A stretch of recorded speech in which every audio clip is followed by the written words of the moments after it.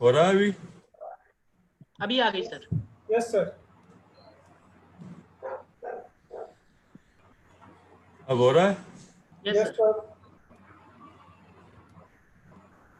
आ रहा है?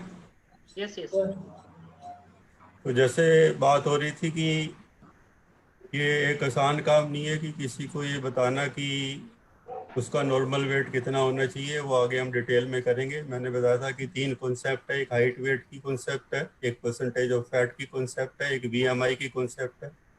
तो फिर मैंने बताया था कि जो परसेंटेज ऑफ फैट की कॉन्सेप्ट है वो सबसे आइडियल कॉन्सेप्ट है, क्योंकि एक ही हाइट वाले तीन, एक ही वेट के तीन लोग, एक अंडर वेट हो सकता है, एक नॉर्मल वेट हो सकता है और एक ओवर वेट हो सकता है। तो ओबेसिटी बेसिकली क्या है कि जिसमें फैट ज़्यादा है उसकी एज, सेक्स और एक्टिविटी के हिसाब से अगर उसमें फैट परसेंटेज ज़्यादा है, या फिर हम एक रफ फिगर में ये भी देख सकते हैं कि अगर 30% से ज़्यादा आपकी बॉडी में फैट है तो आप ओबेसिटी के शिकार हैं।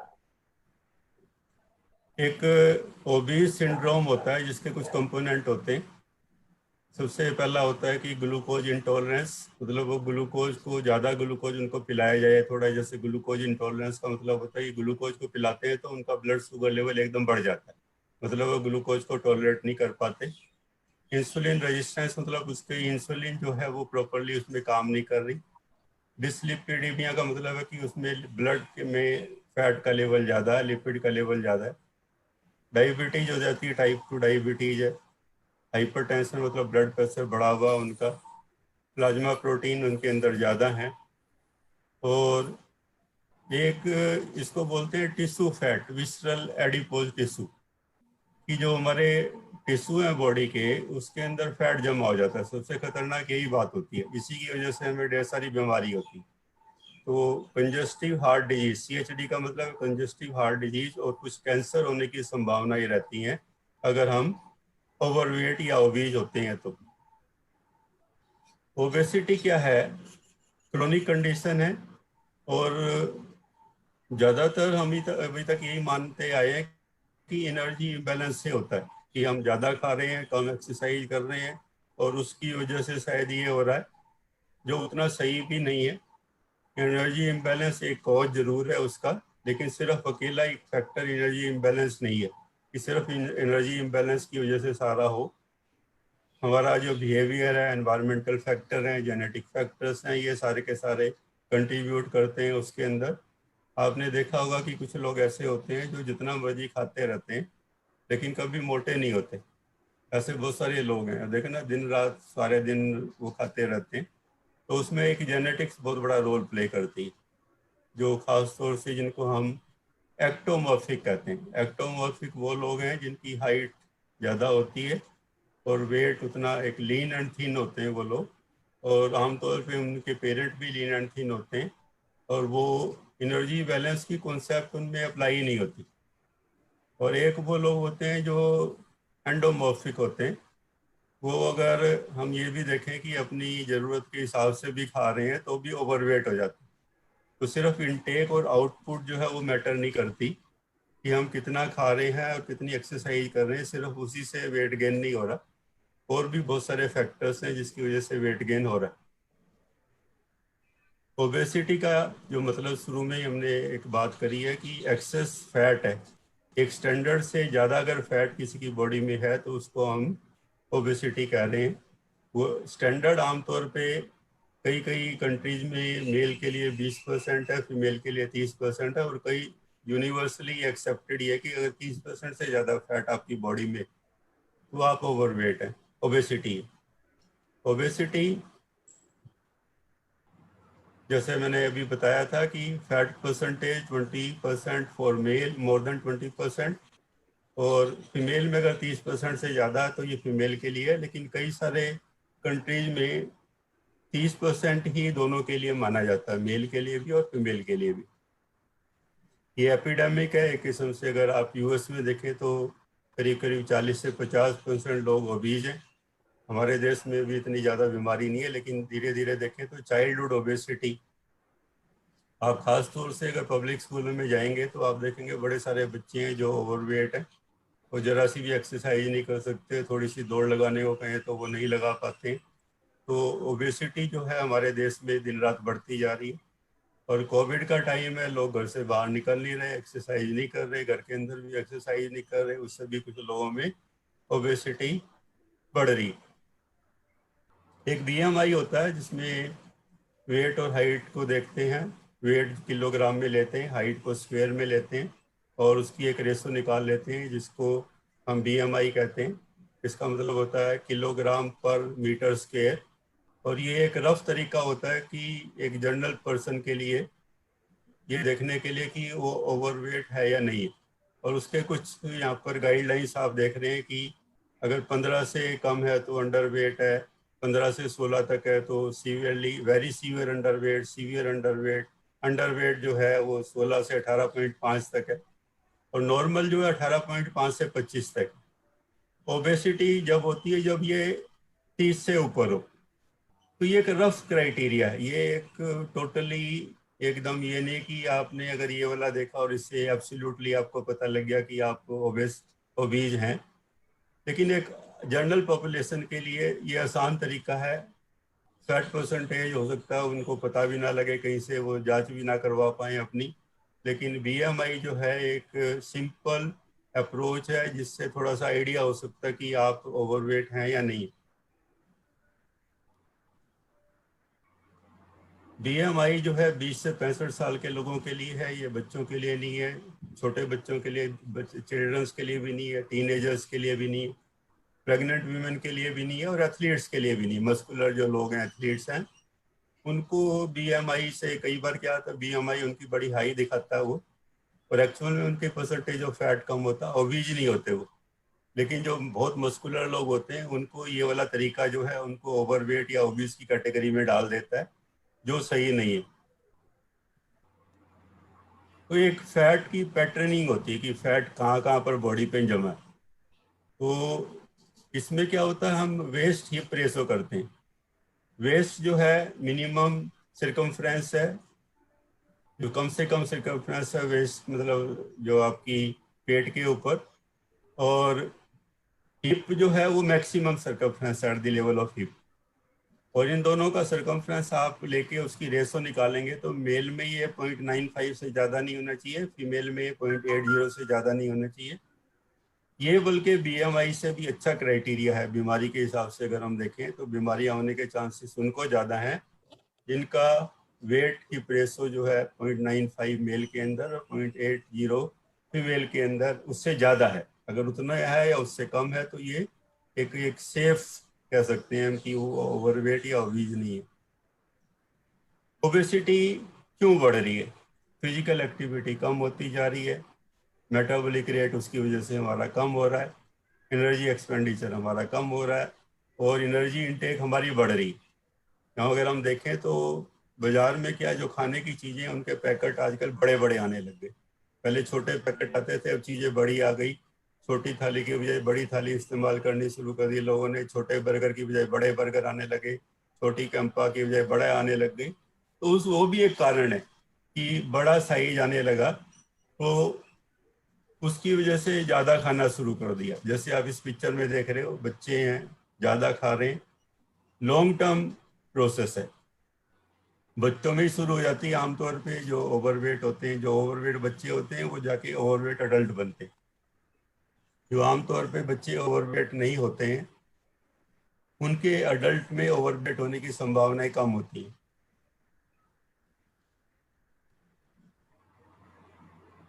बहुत सारे कॉजेज हैं, स्लोली डेवलप होती है। एक्सेसिव फैटनेस ज़्यादातर लोगों ने नोट किया होगा, 24 से 25 से 44 साल की उम्र में धीरे धीरे उनका वेट गेन होना शुरू हो जाता है और ख़ासतौर से फैट गेन होता है। कई लोगों का वेट गेन भी नहीं हो रहा होता, तो भी अगर परसेंटेज ऑफ फैट हम देखें तो परसेंटेज ऑफ फैट बढ़ जाता है, मसल का मास कम हो जाता है और धीरे धीरे उनको ओबेसिटी या ओवरवेट की प्रॉब्लम्स होनी शुरू हो जाती है। हालांकि एक्चुअल वेट नहीं बढ़ रहा, स्केल के ऊपर वेट कई बार वो कांस्टेंट रह रहा होता है, उसके बाद भी कई तरह की प्रॉब्लम क्यों हो रही है, क्योंकि उनके फैट बढ़ रहा है और मसल मास कम हो रहा है।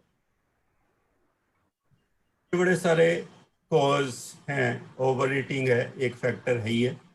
ओवर ईटिंग से भी ज़्यादा जो इम्पोर्टेंट फैक्टर है in between eating, in between eating is more dangerous than the over eating.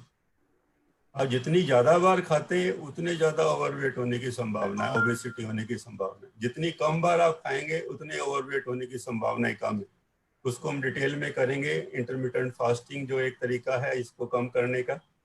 तो बीच बीच में क्या है, कभी नमकीन खा लिए, कभी बिस्कुट खा लिए, कभी चाय पी ली, कभी समोसा खा लिया, फिर बीच में कभी खाना खा लिया, कभी दूध पी लिया, कभी कुछ पी लिया।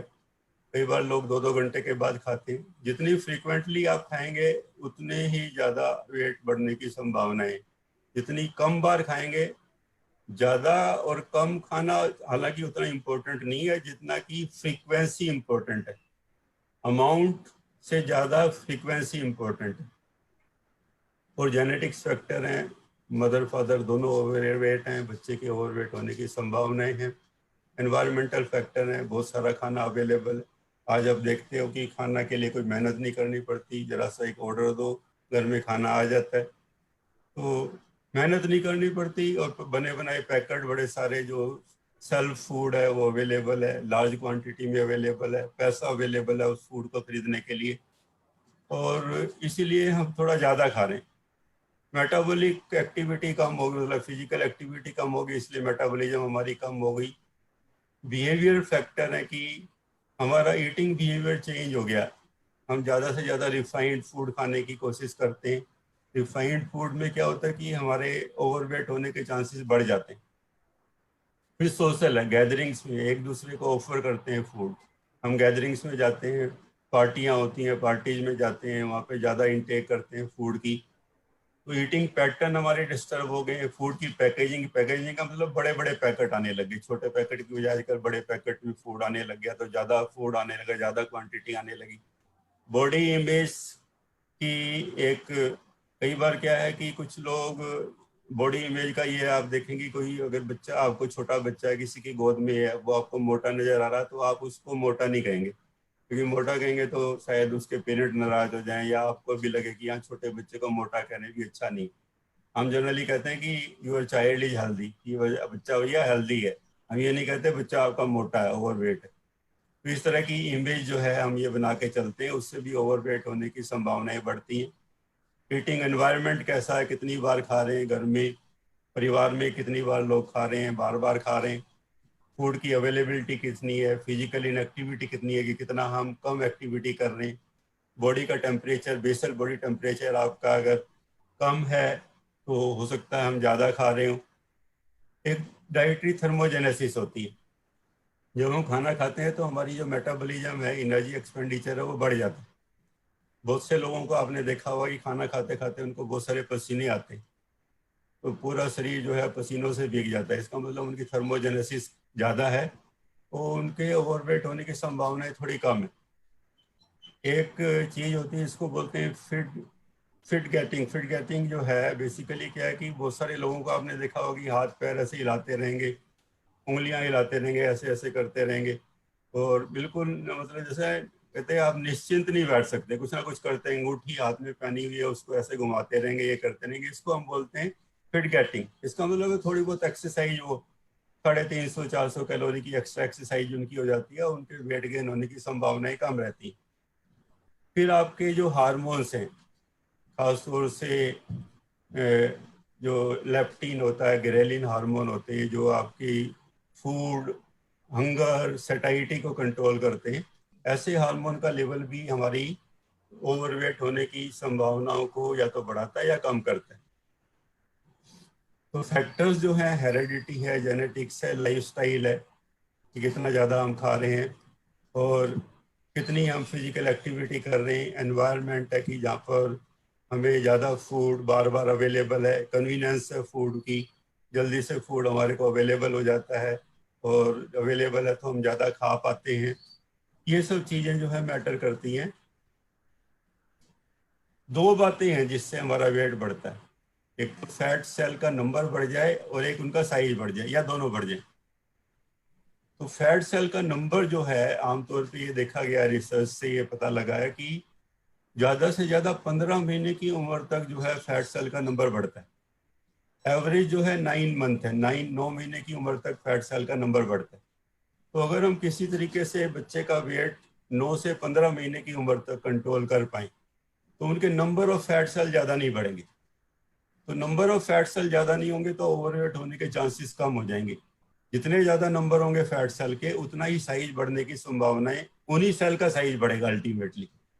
ये एक इम्पोर्टेंट पार्ट है जो लोगों को कई बार पता नहीं होता कि बच्चा जो है ओवरवेट पैदा हुआ है, हम उसको और ओवरवेट बना देते हैं उसको और ज़्यादा खिला खिला के। तो अगर हम ये कोशिश करें कि थोड़ी सी बच्चे को एक्सरसाइज कराएं, थोड़ा सा उसकी डाइट पे कंट्रोल रखें, 15 महीने की उम्र तक, ज़्यादा से ज़्यादा 15 महीने, 9 महीने एवरेज होती है, 15 महीने की उम्र तक अगर हम इसको कर पाएंगे तो फ्यूचर में उसके ओवरवेट और ओबीज होने की संभावनाएं काफ़ी कम हो जाती। एनर्जी इम्बैलेंस की आपने बात सुनी होगी, कितनी हमने कैलोरी खाई हैं, कितनी कैलोरी यूज करी हैं। अगर हमने ज़्यादा कैलोरी खाई है, कम कंज्यूम करी हैं तो ओवरवेट की बात है। अगर हमने ज़्यादा कैलोरी कंज्यूम करी है, कम खाई है तो वेट कम होने की संभावनाएं है। अगर हमने उतनी कैलोरी खाई है जितनी कैलोरी हमने कंज्यूम करी है तो वेट मेंटेन रहने की संभावनाएं हैं। लेकिन ये कॉन्सेप्ट इतनी काम कर नहीं रही है। बहुत बार हमने देखा है कि आदमी खा भी कम रहा है फिर भी वेट गेन हो रहा है, और कई बार खा भी ज़्यादा रहा है फिर भी वेट गेन नहीं हो रहा। और उसको हम थोड़ा सा आगे डील करेंगे उसको। तो ये कैलोरी इन कैलोरी आउट की कॉन्सेप्ट जो है बहुत ज़्यादा मैटर नहीं कर रही है। और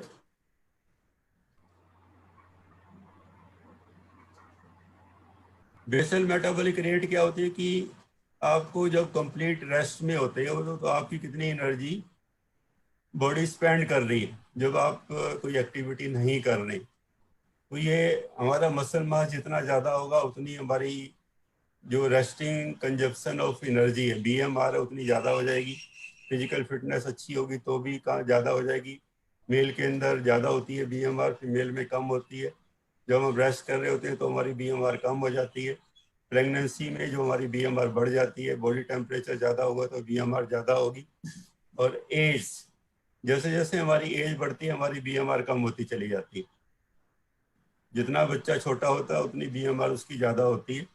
इसका मतलब है उतनी ज़्यादा एनर्जी वो कंज्यूम कर रहा है। तो BMR हम जितनी हमारी ज़्यादा होगी उतना ही हमारे को ये वेट मैनेजमेंट करने के लिए या ओबेसिटी मैनेज करना हमारे लिए आसान होगा। इसका मतलब है कि जितना ज़्यादा मसल मास हमारी बॉडी में होगा, इसका मतलब जितनी ज़्यादा हम स्ट्रेंथ एक्सरसाइज कर पाएंगे, जितना मसल मास बढ़ा पाएंगे, उतने हमारे वेट कम गेन करने की संभावना, ओबेसिटी की संभावनाएं कम होती चली जाएंगी क्योंकि BMR हमारा बढ़ेगा। तो उसमें बड़े सारे रिस्क हैं, जैसे आप देख रहे हो स्लाइड में, माइग्रेन है, डिप्रेशन है, बड़े सारे ट्यूमर भी हो सकते हैं, ब्लड का लिपिड लेवल ज़्यादा होता है, अस्थमा होता है, कार्डियोवास्कुलर डिजीज होती है, हाइपरटेंशन, डायबिटीज है, सेरिब्रोवास्कुलर डिजीज है, कुछ तरह के कैंसर्स होते हैं जो कुछ लेडीज को बीमारी होती है, पॉलीसिस्टिक डिजीज है। ये सारी की सारी ओवरवेट या ओबेसिटी की वजह से बीमारियां होती हैं, जिसको ओबेसिटी कम करके या वेट मेंटेन करके हम इन बीमारियों से बच सकते हैं।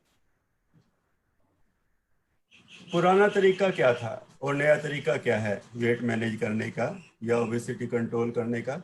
पुराना तरीका तो क्या था कि ईट लेस एक्सरसाइज मोर, ये तरीका आमतौर पर बताया जाता है भी आप खाने में थोड़ी कैलोरी कम कर दो, एक्सरसाइज थोड़ी सी ज़्यादा करो और आपका वेट मैनेज हो जाएगा। बहुतों ने कोशिश करी, कुछ का मैनेज हुआ भी लेकिन ज़्यादातर का नहीं हुआ। नई कॉन्सेप्ट क्या? ईट मोर एक्सरसाइज स्मार्टर। अब ईट मोर में क्या था कि क्या खाएं, क्या हम ज़्यादा खा सकते हैं। इम्पोर्टेंट ये नहीं है कि हम कितना खा रहे हैं, इम्पोर्टेंट ये है कि हम क्या खा रहे हैं, वो ज़्यादा इम्पोर्टेंट है। अगर हम रिफाइंड चीज़ें खा रहे हैं, मैदा से बनी हुई चीज़ें खा रहे हैं, सेल्फ में रखी हुई चीज़ें खा रहे हैं, तो हमारे वेट गेन की संभावनाएं ज़्यादा हैं। अगर हम सेल्फ में रखी हुई चीज़ें नहीं खा रहे, पिछली बार जब हमने बीइंग हेल्दी की बात करी थी, हमने देखा था कि 5-6 चीज़ें हमें देखने की ज़रूरत है। जो खाना हम खा रहे हैं उसमें क्या क्या वो होना चाहिए, वो सब चीज़ें हमें देखने की ज़रूरत है कि फूड जो हमारा वेजिटेबल ओरिजिन का हो, फूड जो है हमारा उसमें 70% वाटर हो, फूड जो हमारा होलसम हो, हम उसको रिफाइंड करके नहीं खाएं, और फूड जो हमारा हो उसको रॉ फॉर्म में देख के हमारे मुंह में पानी आए, फूड जो हमारा हो एल्कलाइन फूड हो, एसिडिक फूड ना हो, और फूड जो है हम ज़्यादा खा सकते हैं, जैसे नट्स हैं वो हम ज़्यादा खा सकते हैं, कोई नुकसान नहीं होगा, हालांकि इसमें कैलोरी ज़्यादा होती हैं। अगर इनटेक और कैलोरी की बात करें तो कैलोरी को हमारा शरीर पहचानता ही नहीं, हमारा शरीर फूड को पहचानता है। वो आप एलमंड जो बादाम होते हैं, बादाम में देखें तो 650-700 कैलोरी होती है 100 ग्राम के अंदर। अगर आप बादाम है, मूंगफली है, अगर आप ज़्यादा भी खा लेते हैं तो आपके वेट गेन होने की संभावनाएं नहीं है ज़्यादा। लेकिन अगर आप सिंपल अगर मैदा से बने हुए भटूरे आप ज़्यादा खा लें, आप कुलचे ज़्यादा खा लें या ब्रेड ज़्यादा खा लें, जो रिफाइंड प्रोडक्ट हैं, जो रिफाइंड चीज़ें बनी, आप चीनी की बनी हुई चीज़ें ज़्यादा खा लें, उतनी कैलोरी की भी खा लें जितनी कैलोरी की आप बादाम या फ्रूट या वेजिटेबल्स वो खा रहे हैं, तब आपको वेट गेन करने की संभावना ज़्यादा है। तो eat more and exercise smarter. Smart exercise क्या है कि आप उस पीरियड में एक्सरसाइज करें जिस पीरियड में आपका शरीर फास्टिंग में, और आपका जो है ईटिंग पीरियड शुरू ही होने वाला है कि आप एक्सरसाइज के 1 घंटे के बाद कुछ खा सके। तो स्मार्ट एक्सरसाइज वो है कि जो आप फास्टिंग पीरियड में कर रहे हैं और आपका जो है ग्रोथ हार्मोन का लेवल ज़्यादा है, मतलब सवेरे उठ के एक्सरसाइज कर रहे हैं आप, क्योंकि रात में हमारा ग्रोथ हार्मोन का लेवल सिक्रीट होता है और सवेरे उठ के जो है वो लेवल थोड़ा सा हाई है और उस समय आप एक्सरसाइज कर रहे हैं, तो आपका जो है वेट लूज करने की संभावना ही ज़्यादा है, मसल गेन करने की संभावना ज़्यादा है, क्योंकि ग्रोथ हार्मोन का लेवल उस समय है और आपका इंसुलिन का लेवल उस समय कम है। तो इस समय एक्सरसाइज स्मार्टर का यही मतलब है कि किस समय एक्सरसाइज हम करें। दूसरा ओल्ड वे क्या था कि कैलोरी की क्वांटिटी के ऊपर हम ध्यान दे रहे थे, क्वालिटी के ऊपर नहीं ध्यान दे रहे थे। नया तरीका क्या है कि क्वालिटी के ऊपर, जैसे मैंने बताया कि कैलोरी किस चीज में, जैसे बादाम में कैलोरी है, उसको ज्यादा और कम नहीं देखना, उसकी क्वालिटी देखनी है। उतनी कैलोरी अगर हम शुगर से ले रहे हैं, चीनी से ले रहे हैं, या और कोई ऐसी मीठी चीज से ले रहे हैं, लड्डू से ले रहे हैं या गुलाब जामुन से ले रहे हैं, समोसे से ले रहे हैं या ब्रेड से ले रहे हैं या नमकीन से ले रहे हैं, वो ज़्यादा आपको ओवरवेट करेगी, बजाय कि उतनी कैलोरी आप नट्स से ले रहे हैं या उतनी कैलोरी फ्रूट से ले रहे हैं या उतनी कैलोरी वेजिटेबल से ले रहे हैं। तो quality of food is more important then the quantity of food. फिर ये तो कि सेट पॉइंट वेट, हमारा एक हाइपोथैलेमस होता है ब्रेन के अंदर, उसमें हमारा वेट का एक कंट्रोल होता है जिसको कहते हैं रेगुलेटर। एक किस्म से जैसे हमारा थर्मल रेगुलेटर होता है, टेम्परेचर का रेगुलेटर होता है, उस वजह से हमारा टेम्परेचर मेंटेन रहता है। इसी तरीके से हमारा एक सेट पॉइंट होता है जो हाइपोथैलेमस के अंदर है। उस सेट पॉइंट के ऊपर हमारा क्या था कि हम फाइट करते थे उस सेट पॉइंट से भी। सेट पॉइंट हाइपोथैलेमस में आपका 80 किलो का है, हम ये कोशिश करते थे 80 किलो है वो, लेकिन हम अपना वेट 70 करेंगे। अब हमें क्या करना, अपने सेट पॉइंट को ही 80 से 70 लाना है। जब सेट पॉइंट ही नीचे आ जाएगा तो आपका वेट गेन होने की संभावनाएं कम हो जाएंगी या ना हो, खत्म हो जाएंगी। तो उस सेट पॉइंट को लोअर लाने के लिए क्या है कि जो तरीका है वो इंटरमीडिएट फास्टिंग का है। जब आप इंटरमीडिएट फास्टिंग करते हैं तो आपका जो सेट पॉइंट है वेट का वो नीचे आ जाता है। असल में हाइपोथैलेमस को ही पता होता है कि आपका नॉर्मल वेट क्या है, और हाइपोथैलेमस भी काम कैसे करता है, हमारी फीलिंग के हिसाब से काम करता है, जैसा हम सोचते हैं उसके हिसाब से काम करता है। और दूसरा वो इस हिसाब से काम करता है कि जिस हिसाब से हमारी बॉडी बनी। हमारी बॉडी अगर आप देखें तो जब हम जंगलों में रहते थे तो दो मेन काम हमें करने होते थे। एक तो क्या है कि एक्सरसाइज खूब करनी होती थी फूड के सर्च में, या हमें अपने आप को बचाने की सर्च में, शेल्टर की सर्च में एक्सरसाइज करनी होती थी, दौड़ना भागना होता था। और दूसरी बात है कि जब हमें खाना मिलता था जब हम खाते खाते थे, और जब नहीं मिलता था जब नहीं खाते थे, फास्टिंग एंड फीस्टिंग। तो जब बॉडी को हम उसी फॉर्म में वापस ले आते हैं, उसी से वो काम कराते हैं जो काम करने के लिए वो बनी, fasting and feasting and exercise. तो हमारा क्या होता है कि लोअर सेट पॉइंट जो हमारा एक्चुअल सेट पॉइंट है वेट का वो सेट हो जाता है। तो पहले क्या फोकस था कि शॉर्ट टर्म वेट लॉस किया, जल्दी से जल्दी भी 1 महीने में 15 किलो वजन कम किया, 10 किलो वजन कम किया, और फिर क्या होता है वो वेट गेन वापस आ जाता है, दोबारा से वेट गेन हो जाता है जैसे हम उस प्रोसीजर को खत्म करते हैं। अब हमारा फोकस क्या कि लॉन्ग टर्म वेट गेन पे फोकस है और हेल्थ पे फोकस है कि हमारी हेल्थ मेंटेन रहे, और हमारा जो वेट लॉस है वो लॉन्ग टर्म, लंबे समय के लिए हो। और लंबे समय के लिए हमारा जो प्रोसीजर है वही इंटरमिटेंट फास्टिंग का है। स्लो डाउन मेटाबॉलिज्म, पहले क्या होता था, मेटाबॉलिज्म आपकी कम होएगी, तो जब आप खासतौर से फास्टिंग करते हैं तो मेटाबॉलिज्म कम हो जाती है। Fasting, normal fasting, intermittent fasting की बात नहीं कर रहे। नॉर्मल फास्टिंग और इंटरमिटेंट फास्टिंग में बड़ा फर्क है। नॉर्मल फास्टिंग में क्या करते हैं हम कि अपनी कैलोरी कम कर लेते हैं। इंटरमिटेंट फास्टिंग में क्या, हम कैलोरी कम नहीं कर रहे कहीं पर भी, हम क्या कि उसको 2 टाइम में खा रहे हैं सिर्फ, और एक लिमिटेड पीरियड के अंदर खा रहे हैं, कैलोरी कम नहीं कर रहे। तो intermittent fasting is practically not fasting, it is just a management of the time schedule of the diet. तो हमारी जो मेटाबॉलिज्म है वो स्लो डाउन नहीं होती कहीं भी। जब हम कैलोरी कम करते हैं तो हमारी मेटाबॉलिज्म स्लो डाउन हो जाती है। और स्लो डाउन मेटाबॉलिज्म क्या क्या है, जब उसको मौका मिलेगा फिर दोबारा जब वो फास्ट होएगी तब हम उसको वापिस वही कैलोरी खाने शुरू कर देंगे। तो फिर क्या होता है, फिर प्रॉब्लम मुश्किल, जब मतलब जब हम ज़्यादा खाना शुरू करते हैं और मेटाबॉलिज्म हमारी स्लो रहती है तो हमारा एकदम रैपिडली वेट गेन होता है। पहले क्या करते थे हम कि हम हार्मोन के ऊपर ध्यान नहीं देते थे कि हार्मोन एक फैक्टर है जो हमारे वेट गेन में हेल्प करता है। अब हमारा क्या ध्यान है कि हम हार्मोन के ऊपर ही सारा स्ट्रेस देते हैं। इंसुलिन ही वो हार्मोन है जो वेट गेन या फैट गेन हमारी करवाता है। हमें ऐसी चीजें खानी है जिससे इंसुलिन कम से कम रिलीज हो और कम से कम बार रिलीज हो। जितनी कम बार इंसुलिन रिलीज होगा उतना ही हमारा वेट गेन या फैट गेन करने की संभावनाएं कम है। मेथड्स ऑफ वेट लॉस की बात करेंगे तो 7 तरीके हैं वेट लॉस करने के। Weight loss by diet alone, weight loss by exercise alone, weight loss by diet and exercise, weight loss by intermittent fasting, that is the most ideal way of the weight loss, ritual gastric band, bariatric surgery and use of drugs and supplement। ये सारे तरीके weight loss करने के हैं, इसको हम बारी बारी करेंगे। Weight loss by diet alone, और डाइट अलोन में क्या करते हैं, वही पुराना तरीका है जिसमें हम अपनी जो कैलोरी की इनटेक है वो 500 कैलोरी कम कर देते हैं। और जब 500 कैलोरी कम करते हैं तो हम क्या देखते हैं कि हम ये मान के चलते हैं कि 500 कैलोरी इनटेक कम करने की वजह से हमारा आधा किलो वजन कम हो जाएगा वीक के अंदर। जनरली वो आधा किलो से ज़्यादा ही कम हो जाता है क्योंकि पानी का लॉस होता है शुरू शुरू में। शुरू शुरू में हमें काफ़ी इनकरेजिंग लगता है कि ये डाइट से हम वेट लॉस कर पाएंगे। और almost all the diet are unsuccessful. देखा गया कि कितनी भी आप डाइटिंग कर लें, कितनी भी कोशिश कर लें, ज़्यादातर अनसक्सेसफुल रहती हैं। 50% लोगों को एक साल के अंदर ही जो है वेट गेन हो जाता है, और 5 से 10% लोगों में ही सक्सेसफुल रहता है। ज़्यादातर में ये फेल रहता है। 90 to 95% लोगों में डाइट से वेट लॉस करना जो है फेल हो जाता है। फेल क्यों होती है? बहुत तरह की डाइट हैं जो मार्केट में, ये अलग से एक टॉपिक है जिसको हम ज़्यादा डिटेल में नहीं करेंगे।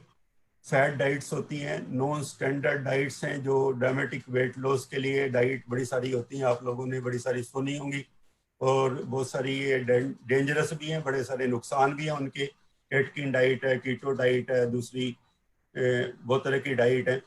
और मोस्ट पेशेंट जो हैं they are unsuccessful with weight loss. जो वेट लॉस में अनसक्सेसफुल रहते हैं क्योंकि वो सक्सेसफुल नहीं होती। कोई हमें ऐसी मैजिक पिल नहीं बनी, कोई ऐसी डाइट नहीं बनी है जिससे हम वेट लॉस कर सकें, और ये वेट दोबारा बहुत जल्दी से वापस आ जाता है। कि आमतौर पे 10 डाइट ऐसी हैं जो ज़्यादातर पॉपुलर डाइट हैं। एटकिन की है, दी जोन डाइट है, eat right for your blood type, sugar busters हैं, ईट मोर वेट लेस, ऐसे करके बड़ी सारी डाइट्स हैं। उनको ज़्यादातर डाइट का आपको पता होगा, या फिर उसके लिए कभी फिर दोबारा मौका मिलेगा तो उसको डिटेल में हम डिस्कस करेंगे। एटकिन की डाइट आपने देखा बहुत पॉपुलर डाइट थी, लो कार्बोहाइड्रेट डाइट थी। उसमें जो हाई फैट और हाई प्रोटीन डाइट थी, और उस डाइट को लेने से बड़े सारे लोगों को हार्ट की बीमारियां ज़्यादा हो गई। बाद में ये डाइट का कॉन्सेप्ट ही प्रैक्टिकली ख़त्म हो गई। रॉबर्ट एटकिन खुद ही हार्ट अटैक की वजह से डेथ होगी उनकी खुद की, जिन्होंने ये डाइट प्रिस्क्राइब करी थी। और आजकल कोई भी इस डाइट को रिकमेंड नहीं करता है। ऐसे ही इसकी बड़ी सारी एडवांटेज और डिसएडवांटेज मैंने आपको पहले ही बता दी है। इस डाइट में क्या था कि कार्बोहाइड्रेट हम बहुत कम लेते थे। फिर जोन्स की डाइट होती है, उसमें क्या होता है कि 40% कार्बोहाइड्रेट, 30% प्रोटीन, 30% फैट, इस तरह से जो है कार्बोहाइड्रेट थोड़ा सा कम कर लेते हैं। और इसमें बहुत लो कैलोरी डाइट है बेसिकली ये, और इसमें वेट लॉस तो होता है लेकिन बड़े सारे नुकसान है उसके अपने। साइकिल क्या है डाइटिंग का अगर हम देखें, हम आमतौर पे स्टार्ट करते हैं डाइटिंग, इनिशियली मोटिवेशन होता है क्योंकि वेट लॉस भी जितना हम एक्सपेक्ट करते हैं उससे भी ज़्यादा वेट लॉस होता है, पॉजिटिव रिजल्ट मिलते हैं, लेकिन उसको कंप्लायंस में बड़ी प्रॉब्लम आती है।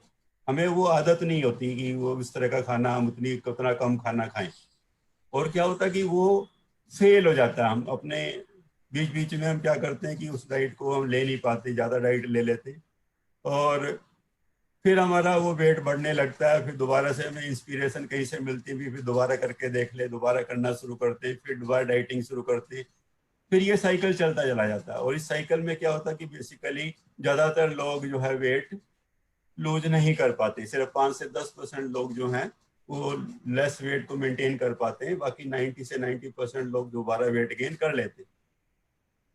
प्रॉब्लम क्या है डाइट के साथ? तो वेट लॉस आमतौर पे जो दिखाई देता है शुरू में वाटर का लॉस होता है, ये फैट का लॉस नहीं होता। और ये कई बार सप्लीमेंट लेने पड़ते हैं क्योंकि आपने डाइट कम कर दी तो विटामिन भी कम हो गए, मिनरल्स भी कम हो गए आपकी बॉडी में, तो कई तरह की प्रॉब्लम्स आनी शुरू हो गई, उसकी वजह से सप्लीमेंट लेते हैं। और सप्लीमेंट का बहुत सारे नुकसान होते हैं, और इसमें एसेंशियल न्यूट्रिएंट मतलब मिनरल्स और विटामिन कम हो जाएंगे, और मेटाबॉलिज्म स्लो हो जाती है हमारी, और कैलोरी इनटेक हमारी कम है इसलिए मेटाबॉलिज्म स्लो है, और लॉन्ग टर्म में काम नहीं करती हैं ये, क्योंकि ज़्यादातर का रिगेन जो है 1 साल के अंदर ही वेट रिगेन हो जाता है। एक्सरसाइज एलोन से भी हमारा वेट कम नहीं होता। जब सिर्फ एक्सरसाइज करके भी हम वजन कम करने की कोशिश करते हैं, पहली बात तो ये बड़ा मुश्किल काम है।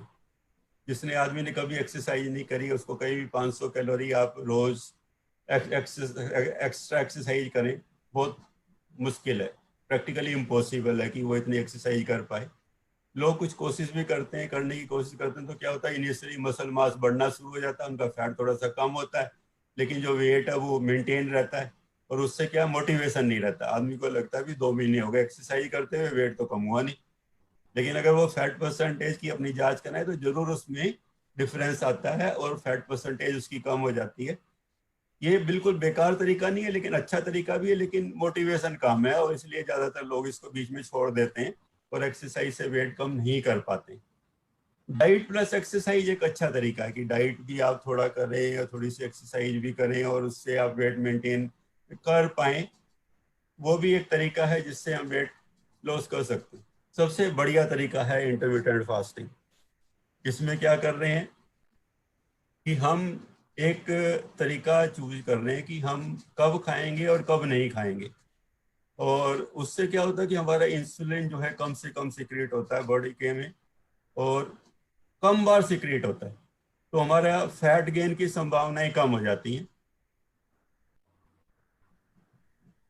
इससे होता क्या है इंटरमिटेंट फास्टिंग से? इंसुलिन और लेप्टिन की सेंसिटिविटी जो है वो बढ़ जाती है, और फैट गेन की संभावनाएं कम हो जाती हैं। इंसुलिन बेसिकली क्या करता है कि वो हमारी बॉडी में फैट को जमा कराता है, और ग्रेलिन जो है वो हंगर हार्मोन है, उसकी जो ओवर ईटिंग है वो उससे कम हो जाती है। इंक्रीज लेवल उससे क्या होगा कि आपकी जब ग्रेलिन जब सिक्रेट हो रहा है, जब आपको भूख लगनी है, तो इस तरीके से अल्टीमेटली क्या होता है कि आपकी इंटरमिटेंट फास्टिंग से क्या होगा कि आपकी भूख लगनी कम हो जाती है, और अननेसेसरी आप नहीं खाते हैं। और दूसरे जो फायदे होते हैं कि ब्लड में आपका ट्राइग्लिसराइड का लेवल कम हो गया, इन्फ्लेमेशन कम हो गई, वेट गेन कम हो गया, ये सारी की सारी चीजें हैं जो आपको बेसिकली हेल्प करती है। इन्फ्लेमेशन एक क्या है जो हमारे शरीर को बीमार करती है बेसिकली। फ्री रेडिकल निकलते हैं शरीर से, जो जैसे हम ऑक्सीजन शरीर के अंदर लेते हैं तो उससे ऑक्सीडेशन का प्रोसेस होता है, और जो जरूरी भी है, ऑक्सीडेशन से ही हमारी एनर्जी निकलती, और उससे कई सारे फ्री रेडिकल निकलते हैं। जब हम इंटरमिटेंट फास्टिंग करते हैं तो उन फ्री रेडिकल से होने वाली डैमेज कम हो जाती है। ये सारे के सारे बेनिफिट हैं। इंसुलिन का लेवल कम हो जाएगा, इंटेस्टाइनल एक ग्रोथ फैक्टर है, इंसुलिन लाइक ग्रोथ फैक्टर 1 बोलते हैं, जो हमारी बोन से भी निकलता है, कई जगह से निकलता है। और लेप्टिन है, जिसका रोल मैंने बताया। लेप्टिन बेसिकली हमारे फैट सेल से निकलता है, जब हमारे फैट सेल भर जाते हैं, और वो हमें एक किस्म से फीडबैक देता है कि अब हमें ज़्यादा नहीं खाना चाहिए। ग्रेलिन का उससे उल्टा असर है, वो हमारी भूख को बढ़ाता है। तो ये जब लेवल एक किस्म से मैनेज हो जाते हैं, मतलब बैलेंस हो जाते हैं, तो हमारा वेट गेन उतना होता नहीं। लीवर में इंसुलिन की सेंसिटिविटी बढ़ाता है, इंटेस्टाइन के अंदर एनर्जी अपटेक को कम करता है, ब्रेन के अंदर हमारा जो फंक्शन है उसकी इम्प्रूव हो जाते हैं, हमें नींद कम आती है, 5-6 घंटे में हमारी नींद पूरी हो जाती है, और हमारे ब्रेन को समय मिलता है कि वो हमारे शरीर की जो है डिटॉक्सिफिकेशन कर सके। आमतौर पे क्या होता है, जब हम खाना खाते हैं तो ब्रेन का जो काम है वो 8 घंटे का काम ये हो जाता है कि उस खाने को पचाए, उसको एब्जॉर्ब करे, और उस एब्जॉर्ब करके उसका यूटिलाइजेशन करे। अगर हम 8 घंटे, हर 8 घंटे के बाद खा लेंगे तो ब्रेन का प्रैक्टिकली वही काम रह जाता है। फिर ब्रेन को दूसरे काम करने की जो है टाइम नहीं मिलता है। और दूसरे काम क्या होते हैं, डिटॉक्सिफिकेशन ऑफ द बॉडी, जो बहुत ज़्यादा जरूरी है। और डिटॉक्सिफिकेशन फेज जब होती है जब 8 घंटे से ज़्यादा बीत जाते हैं खाना खाए हुए। इसीलिए जो इंटरमीडिएट फास्टिंग में हम ये कहते हैं कि जो फास्टिंग का टाइम है उसको 2 फेसिस में हम बांटते हैं। एक होती है डाइजेशन फेज जो 8 घंटे की है, और एक होती है डिटॉक्सिफिकेशन फेज जो बाकी 8 घंटे की है। और वो डिटॉक्सिफिकेशन फेज हमारे लिए बहुत ज़्यादा जरूरी है, जिससे क्या कि हमारा ब्रेन ज़्यादा एक्टिव हो जाता है, और हमारे शरीर में जो डेड प्रोटीन पड़ा है या डेड फैट पड़ा है या कुछ ऐसी चीज़ें पड़ी हैं जो यूटिलाइज नहीं हो रही है, वो उस समय यूटिलाइज होती है, तो हमारे क्लीनिंग होती है बेसिकली, और डिटॉक्सिफिकेशन होता है हमारी बॉडी का, वो बहुत ज़रूरी है। ऐसे ही हमारी रेस्टिंग हार्ट रेट कम हो जाती है, ब्लड प्रेशर कम हो जाता है, और फैट की जो है फैट कम हो जाता है बॉडी के अंदर। तो ये सारे के सारे फैक्टर हैं। सेंसिटिव इंसुलिन की सेंसिटिविटी बढ़ेगी, डायबिटीज कम हो जाएगी, ब्लड शुगर लेवल कम हो जाता है। ये बहुत सारे बेनिफिट दिखाए हैं फास्टिंग के, कि वेट लॉस हमारा हो रहा है, डिटॉक्सिफिकेशन हो रहा है, इन्फ्लामेशन कम हो रही है, डाइजेस्टिव हेल्थ हमारी बढ़ रही है, ब्लड ग्लूकोज लेवल हमारा कम हो रहा है, इम्यूनिटी हमारी बढ़ रही है, ब्लड प्रेशर कम हो रहा है, क्रेविंग कम हो रही है। हम ज़्यादा जो क्रेविंग होती है, स्मोकिंग वगैरह, हमने देखा है कि जो लोग इंटरमीडिएट फास्टिंग शुरू करते हैं उनको स्मोक करने की इच्छा नहीं होती, ड्रिंक लेने की उतनी की इच्छा उनकी कम होने लगती है। ब्रेन हमारा हेल्दी हो जाता है, हमारी सोच जो है, हमारे ब्रेन में जो क्लियर थिंकिंग होती है, क्लियर थिंकिंग से ज़्यादा इफेक्टिवली हम अपना काम कर सकते हैं। ह्यूमन ग्रोथ हार्मोन का लेवल बढ़ जाता है, जो मैंने आपको बताया। जब इंसुलिन और ह्यूमन ग्रोथ हार्मोन जो है एक दूसरे के अपोजिट काम करते हैं। अगर इंसुलिन का लेवल कम होगा तो ग्रोथ हार्मोन का लेवल ज़्यादा होगा। और खासतौर से ग्रोथ हार्मोन सीक्रेट होता है कि जब हम सो रहे होते हैं, तो रात में अगर हम फास्टिंग में होते हैं तो ये ग्रोथ हार्मोन का लेवल ज़्यादा बढ़ता है। तो इसलिए ज़रूरी है कि हम अपना डिनर बंद करें, ब्रेकफास्ट बंद करने की बजाय। इंटरमीडिएट फास्टिंग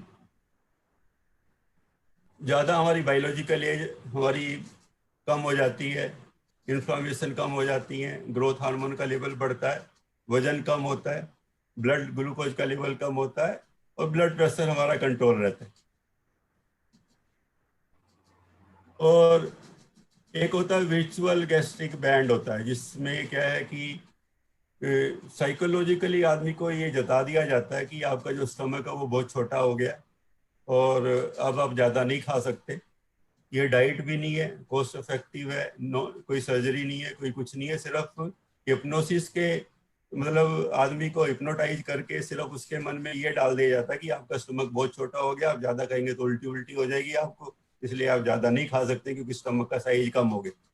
तो विर्चुअल गैस्ट्रिक बैंड मतलब सिर्फ उसके मन में, उसके दिमाग में ये डाल दिया जाता है कि उसका स्टमक का साइज कम हो गया, और उससे बहुत सारे लोगों का वजन कम हो जाता है। 95% सक्सेसफुल है। और ये एक्चुअल गैस्ट्रिक बैंड होता है, जिसमें क्या है कि स्टमक को काट के उसका एक पार्ट निकाल देते हैं या उसको बाईपास कर देते हैं। ये उन लोगों में करते हैं जिसके अंदर बाकी सब तरीके फेल हो जाते हैं, तो उससे भी एक बहुत ज़्यादा वेट लॉस होता है। और ऐसे लोगों में जिसमें और कोई रास्ता ना रहे, तो ये गैस्ट्रिक सर्जरी जो है, ये गैस्ट्रिक बाईपास सर्जरी या एक्चुअल गैस्ट्रिक बैंड जो है, ये हेल्प करता है। फिर कुछ दवाइयाँ भी आती हैं जिससे भूख कम लगती है वजन कम करने की, लेकिन उनके बहुत सारे नुकसान हैं, इसलिए ये कभी भी रिकमेंड नहीं करी जाती कि इन दवाइयों से कोई वेट कम करने की कोशिश करे। Thank you very much. ओम शांति। And the topic is open for discussion.